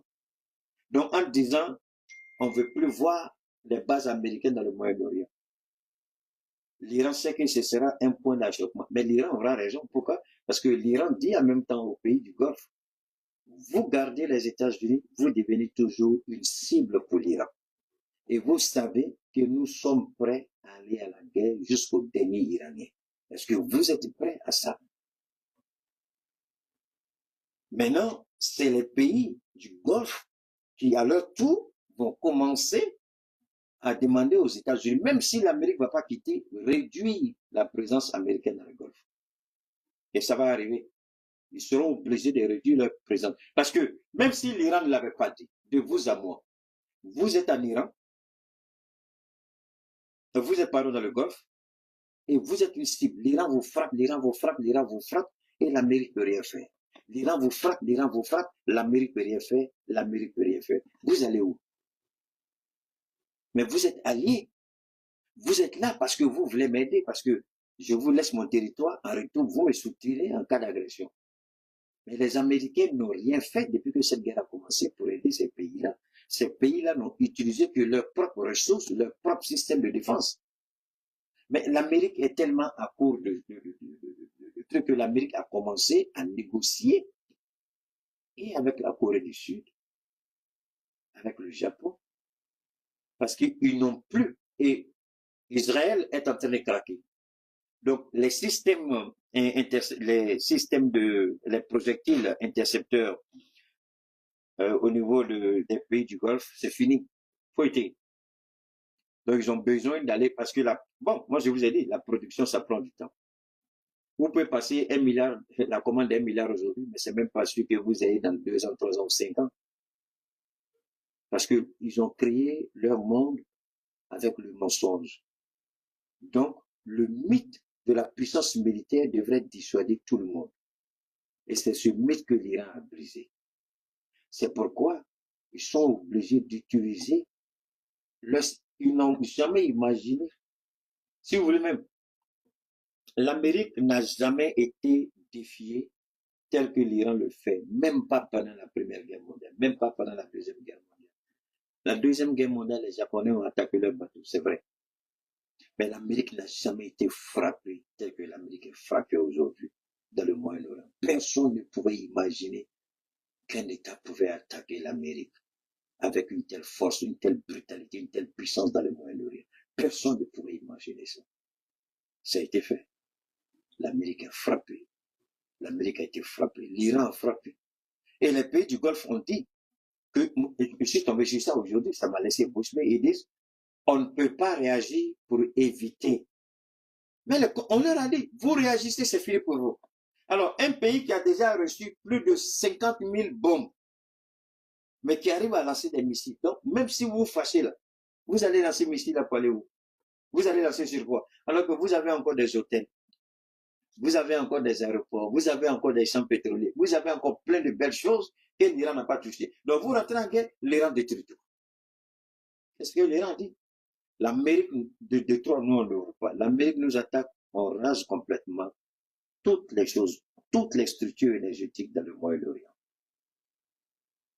Et là, une dernière fois encore, je lance un appel au Niger parce qu'aujourd'hui, dans l'AES, seul le Niger et Aliko Dangote peut nous aider en matière d'hydrocarbures.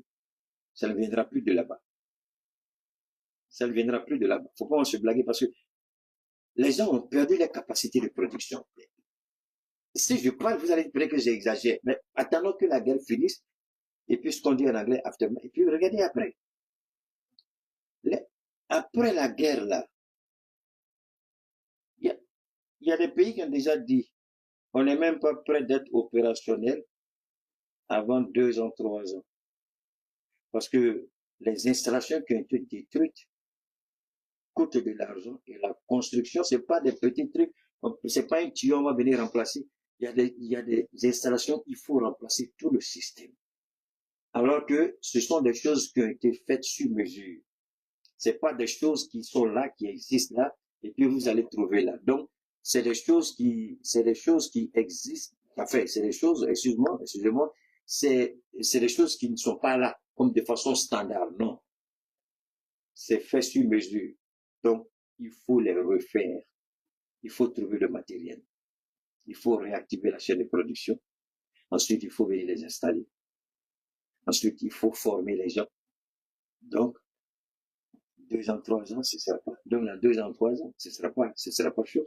Alors, c'est là que j'interpelle encore le Niger. Voilà pourquoi je demande au Burkina et au Mali de mettre au minimum 5, il peut mettre 50 milliards rapidement. Et puis, permettre au Niger d'augmenter sa production. De sorte que nous, nos hydrocarbures ne viennent plus de là-bas. Mais à partir du Niger, nous, on a tout ce qu'on veut. Parce que très bientôt, la facture, le carnet de commande de Aliko d'un côté sera fermé, sera chargé. On ne pourra plus le trouver là-bas.